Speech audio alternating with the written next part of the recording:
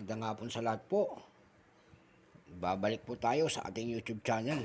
Ayan po, mayroon na naman tayong pag-uusapang barya sa hapong ito. Nandiyan po sa ating harapan. Magandang hapon po sa ating mga nanonood ng ating mga YouTube channel. Papasalamat po tayo sa kanila. Pakipindot naman po ang ating notification bell, share. Ayan po. Para naman ma-update kayo sa mga gagawin ko pang latest video po tungkol sa ating mga koleksyon na coins. Ayan. Meron tayo ditong barya. 3 piraso. 10 centimos po. Ayan, 10 centimos na naman. 50 centimos. Ayan. Francisco Baltasar. Ayan, kasi kung ano-ano nakikita natin sa FB page na mahal daw. Nakaraan, yung binilag ko po nito, yung 1970 hanggang 74. Ito naman ay 1967. Ayan, hanggang 1969. Ayan po, 3 years. Ayan. Ayan po.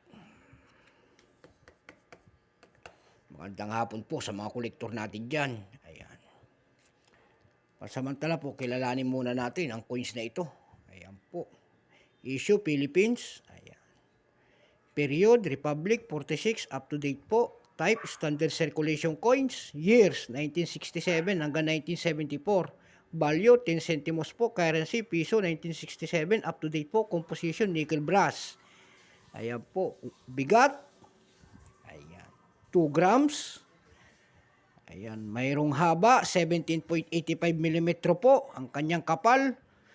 1.15 mm po. Shape. Siyempre, round. Orientation po. Coins alignment. Demonetized na po ito ng January 2, 1998. Scientific. Yung nasa likod niya po.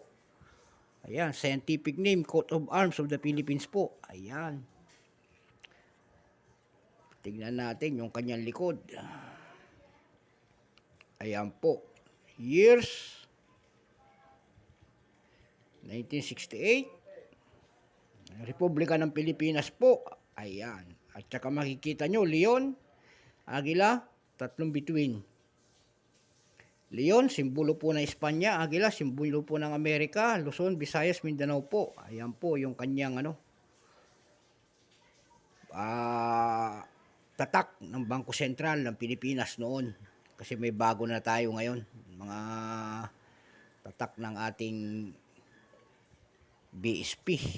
Ayan, kung tawagin ng ating mga kolektor. Ayan po. Ito po ay 1968 hanggang 1974. Una tayo dito sa 1967. Ayan po. Itong 1967 is 21%. Hindi po dito ginawa ito. San Francisco Mint. Ayan, sa ibang bansa. Ayan, 24%. 50 million po ang ginawang piraso nito sa 1967. 50 million. Pero mayroon siyang price appraisal na. Yung very fine po ay 29 pesos. Yung almost uncirculated ay 31 pesos lamang.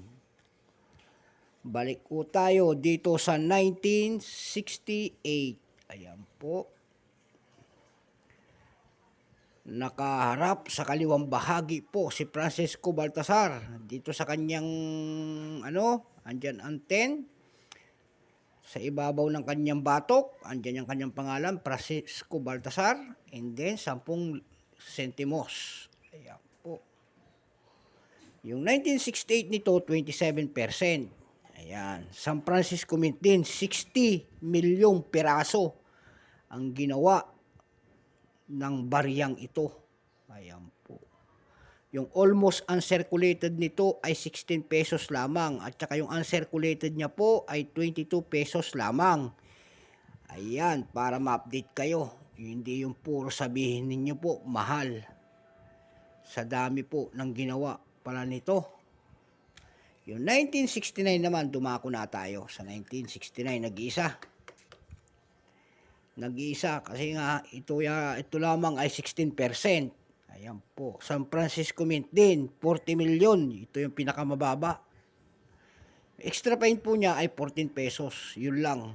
Wala pong almost uncirculated niya. Na price appraisal, wala. Bukod tanging extra fine lamang. Ayan. Ayan po.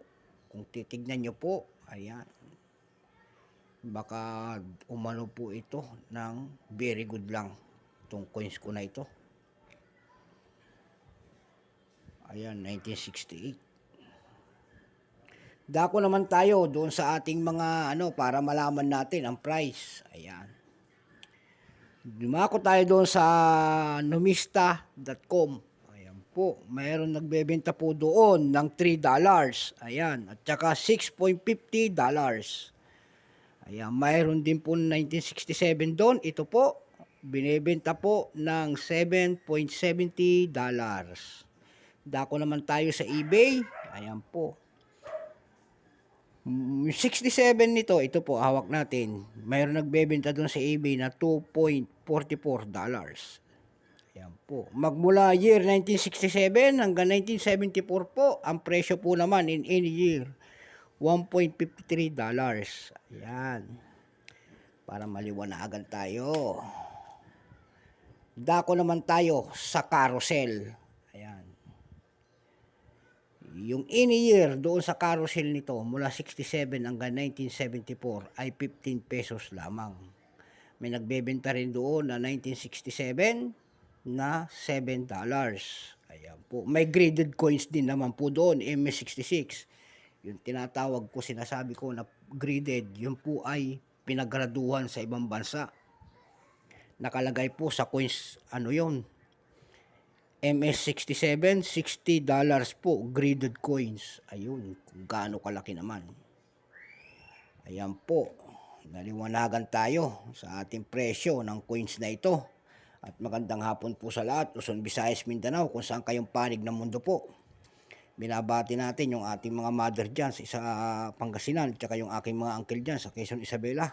Pakipindot naman po ang ating notification bell para ma-update ko po kayo sa mga latest ko pang video po. At maraming salamat po, Luzon, Visayas, Mindanao, kung saan kayong panig ng mundo po ang nanonood ng ating mga video po. Bye-bye.